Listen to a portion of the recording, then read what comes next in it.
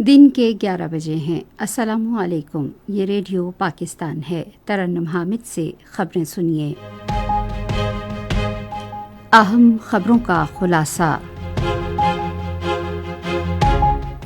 وزیر اعظم نے فلسطینی عوام کے ساتھ پاکستان کی بھرپور یکجہتی کے عزم کا اعادہ کیا ہے۔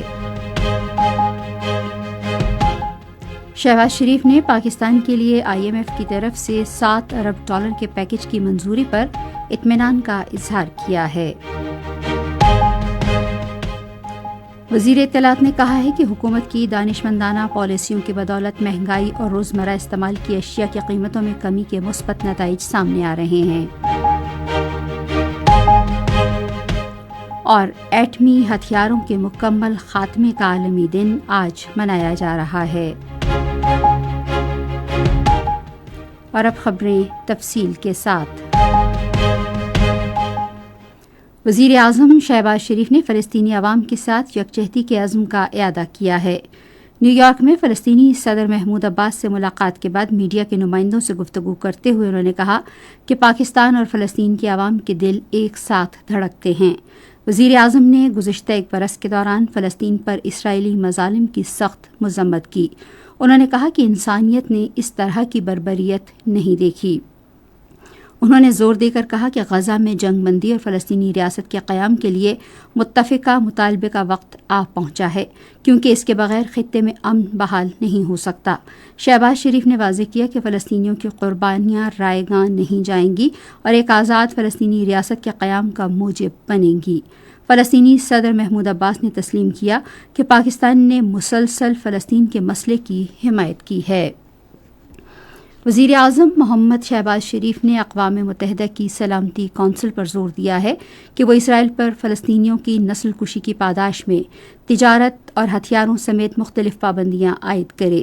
انہوں نے یہ بات نیو یارک میں اقوام متحدہ کی سلامتی کونسل کے 79ویں اجلاس کے موقع پر قیادت برائے امن کے موضوع پر ایک اعلیٰ سطح کے مذاکرے سے خطاب کے دوران کہی۔ وزیر اعظم نے کہا کہ ہمیں اسرائیل کو غزہ میں نسل کشی اور مشرق وسطیٰ میں تنازع کو مزید بڑھانے سے روکنے پر مجبور کرنا چاہیے۔ لبنان میں اسرائیل کی بمباری کی پرزور مذمت کرتے ہوئے انہوں نے زور دیا کہ لبنان اور فلسطینی عوام کے خلاف جرائم کا ارتکاب کرنے پر اسرائیلی قیادت کا محاسبہ کرنے کی ضرورت ہے۔ وزیر اعظم نے سلامتی کونسل پر اس بات پر بھی زور دیا کہ وہ یوکرین میں جنگ بندی اور اس تنازع کے پرامن حل کے لیے غیر جانبدارانہ منصوبہ تشکیل دے۔ انہوں نے کہا کہ مشرق وسطیٰ، یورپ اور دیگر ملکوں میں بڑی طاقتوں کی کشیدگی اور بڑھتی ہوئی غربت عالمی منظرنامے کے لیے خطرے کا باعث ہیں۔ وزیر اعظم محمد شہباز شریف نے پاکستان کے لیے $7 ارب کے IMF پیکج کی منظوری پر اطمینان کا اظہار کیا ہے۔ وزیر اعظم نے ایک بیان میں کہا کہ معاشی اصلاحات کا عمل تیزی سے جاری ہے اور اقتصادی استحکام کے بعد معاشی ترقی کے اہداف کے حصول کے لیے کوششیں جاری رہیں گی۔ انہوں نے کہا کہ قابل ذکر سفارتی کامیابیوں کے علاوہ ایک اور اہم کامیابی پاکستانی تارکین وطن کی طرف سے غیر ملکی ترسیلات زر میں اضافہ ہے۔ وزیر اعظم نے IMF پیکج کے حوالے سے تعاون کرنے پر دوست ملکوں خصوصاً سعودی عرب، چین اور متحدہ عرب امارات کا شکریہ ادا کیا۔ انہوں نے IMF کی مینیجنگ ڈائریکٹر کرسٹالینا جارجیوا اور ان کی پوری ٹیم کا بھی شکریہ ادا کیا۔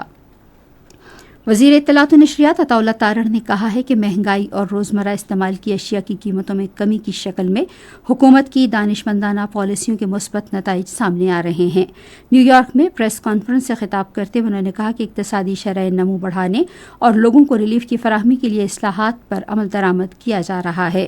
وزیر اطلاعات نے کہا کہ چینی کمپنی ہواوے پاکستان میں 3 لاکھ طلباء کو تربیت دے گی، جبکہ گوگل نے بھی سرمایہ کاری میں اضافے کی یقین دہانی کرائی ہے۔ انہوں نے کہا کہ بل گیٹس کے ساتھ ملاقات میں نوجوانوں کے لیے IT کی تربیت کے پروگرام پر تبادلہ خیال کیا گیا۔ سیکورٹی فورسز کی جانب سے ملک بھر میں منشیات کی اسمگلنگ کے خلاف کارروائیاں جاری ہیں۔ گزشتہ سال ستمبر میں اس کارروائی کے آغاز کے بعد سے اب تک متعلقہ اداروں نے ملک بھر میں 1052 میٹرک ٹن سے زائد منشیات قبضے میں لی اور 1967 منشیات فروشوں کو حراست میں لیا۔ FC بلوچستان شمالی نے پشتون ثقافت کے دن کی مناسبت سے مختلف تقاریب کا اہتمام کیا ہے۔ پشتون روایات اور ثقافت کو اجاگر کرنے کے لیے FC بلوچستان نارتھ نے چمن، کوئٹہ، یوب، قلعہ سیف اللہ ہرنائی زیارت اور کوہلو میں پشتون ثقافت کا دن منایا. مختلف اسکولوں میں سیمینارز اور ثقافتی تقاریب کا انعقاد کیا گیا. اور جوہری ہتھیاروں کے مکمل خاتمے کا عالمی دن آج منایا جا رہا ہے. اقوام متحدہ کے سیکرٹری جنرل انتونیو گوتریس نے اپنے پیغام میں جوہری ہتھیاروں کے حامل ملکوں پر زور دیا ہے کہ وہ ہتھیاروں کی تخفیف کے حوالے سے اپنی ذمہ داریاں پوری کریں اور عہد کریں کہ وہ کسی بھی صورتحال میں جوہری ہتھیاروں کو کبھی استعمال نہیں کریں گے.